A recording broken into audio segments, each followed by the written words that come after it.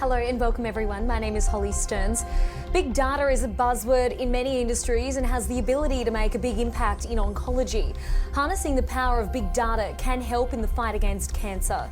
Technology is infiltrating most industries in today's society. But when we look at healthcare, particularly cancer care, it relies on technological developments. Now, healthcare data, though, is often missed, but it is crucial. Now, data gives us important information, capturing critical insights. Creating a big data strategy could be the key to helping cancer researchers leverage and then pinpoint critical information. It would supply them with high quality and high variety details not harnessed before. To discuss this important topic, it's my absolute pleasure to welcome the CEO of Cure Brain Cancer Foundation, Lance Kawaguchi. Also joining us today is Dr. Ludmil Alexandrov, an Associate Professor of Bioengineering at the University of California, San Diego, and the Chief Scientific Officer of IO9 as well. Welcome to you both. Thank you so much for your time today. Great to be here, Holly. Okay, Lance, we'll start with you. What exactly is big data and why is it so important in the fight against cancer? Well, again, big data has been a buzzword for quite a while. It's really the rapid acquisition and generation of information. But recently, especially what Ludmil is going to be talking about, is actually harnessing big data with artificial intelligence to really be able to treat and also diagnose patients earlier in the process. But more importantly, what's exciting is that, especially what Ludmil's team is doing at IO9 and also at University of San Diego, is really making health equitable. So even if you're in a far, county, or it's going to be able to be accessible to everyone. And ultimately, I think that's what's important about big data, is that it's important, but it's also going to level the playing field for health quality. Ludmil, we're in a cyber era like never before at the moment. Why hasn't it been explored more already in oncology? So in the last maybe 10, 15 years, we have seen big data make its way through cancer research. We have started at first analyzing small amounts of patients when you get 5, 10, 20 patients, and then we move to hundreds, thousands, and now we are dealing with tens and hundreds of thousands of patients. But cancer research is in a way, our playing field, the place where we try to figure out what are the better ways to treat cancer, what are better approaches to prevent cancer. And now we are seeing cancer research morphing into oncology. We're seeing these big data approaches moving towards actually treating patients right now in real time. And I think within the next maybe 5 to 10 years, they'll become key elements of any large cancer center, or as a matter of fact, any cancer center, just because of the advantages they provide. Lance, at Cure Brain Cancer Foundation, how do you hope, or how are you planning to tackle this so-called, flaw in the system at the moment?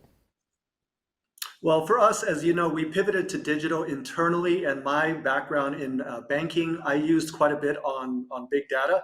But what I want to do is partner with entities such as Ludmil to really find ways to really make sure that not only can we get this data and also this information to people so they can use it, but also coordinate with the entities so they can share data.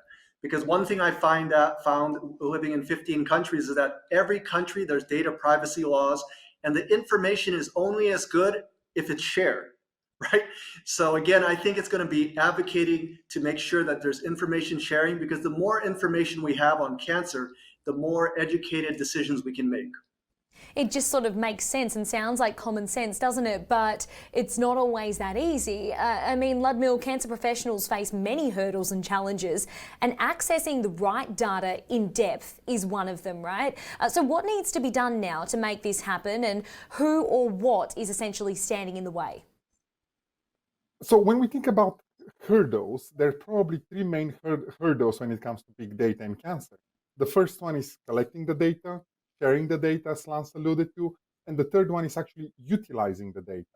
So when it comes to data generation, what we see is that the majority of data that's being generated is coming from very high-income individuals, usually in Western countries, Australia, United States, Western Europe. We almost don't see cancer from the developing world. Even within the United States, we almost don't see big data coming from low-income people. And there is a big push from government agencies and from funding bodies and foundations to actually change that. And I believe that will change because we really need it.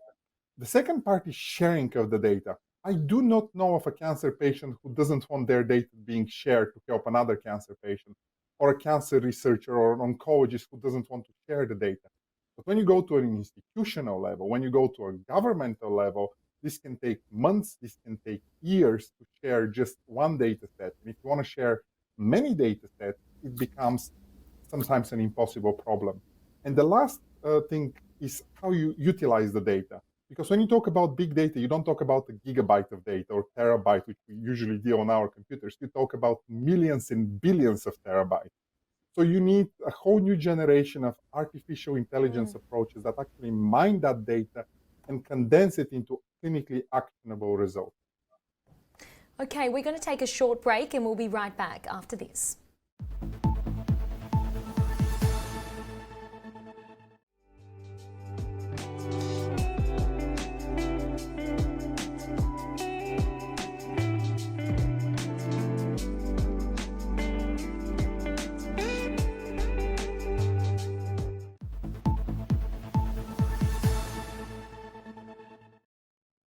And welcome back in. My name is Holly Stearns. Okay, straight back to our conversation here about harnessing big tech in the fight against cancer. Lance, back to you. How monumental could this be for cancer researchers there?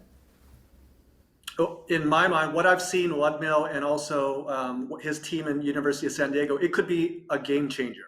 I mean, imagine someone in the Amazon, someone in a far off region in Northern Territory in Australia, being able to use their iPhone to actually really assess or almost like use it for a biopsy, right? Just to get the information. So again, it's amazing what tech can do, but also to Ludmil's point, I really want to make sure we get the word out that big tech is coming, but we also have to make sure that the government support it to make sure the information can flow back and forth. Because one-way traffic doesn't do anything. We need to make sure the governments share information so cancer can be a global problem, not a regional and country problem.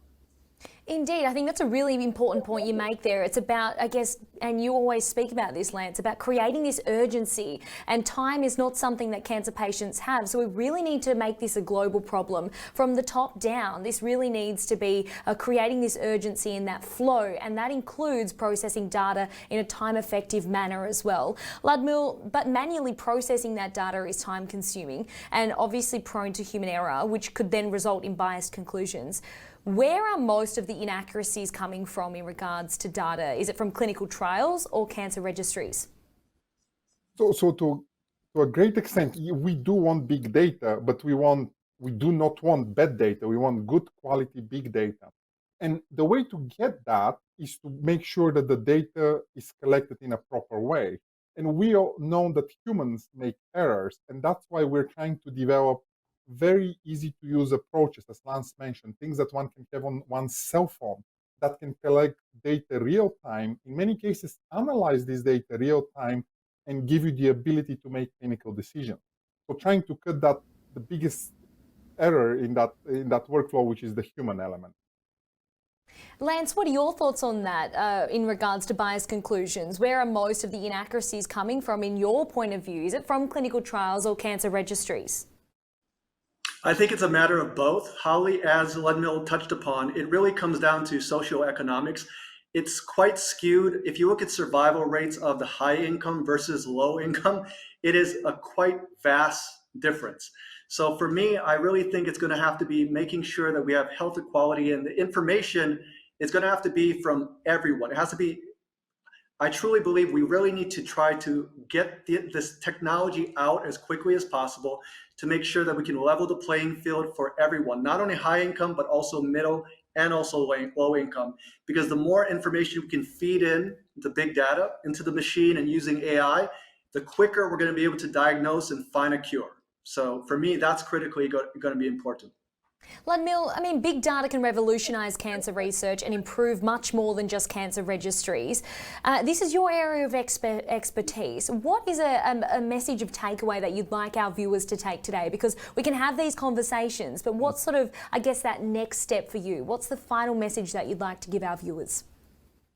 So the final message that I want to give to the viewers is big data allows us to use information from many, many patients, sometimes hundreds and millions, tens of thousands, and even millions of patients to make a decision for the patient that has come right now. So you can use all that prior knowledge to make that decision. And the very exciting thing of the new technologies and the new AI that have been developed is that you can actually do that not only for the richest people in the world. We should be able to do that for every single cancer patient that has cancer. Yeah, a really powerful point, and it's so important, isn't it, that we bridge that gap there, because cancer does not discriminate. Lance, what are your thoughts on that? Talk to us about some actionable change that you guys are making at Cure Brain Cancer Foundation in regards to big data. Well, for me, it's always finding the newest and brightest. So that's why I reached out to Ludmil. But a lot of people, when I speak to the community, they're scared of big data. They think the robots are coming. So what I try to explain to people is that look at big data and AI as simply as follows, right? It's digital in approach, but it's still human in delivery. So it still has the human aspect. It's just making that human aspect much more powerful. And because the more information we have, the more we can do. So again, look at this as a symbiotic relationship, not as opposing forces. Big data will be a big, I would say in the next few years, really important and critical for us to find cures. Lance Kawaguchi and Ludmil, thank you so much for your time today. It was a super important conversation. I appreciate it. Thank you, Holly. And thank you for your time today to our viewers. It's been wonderful to have your company as always. My name's Holly Stearns. We'll be back right after this.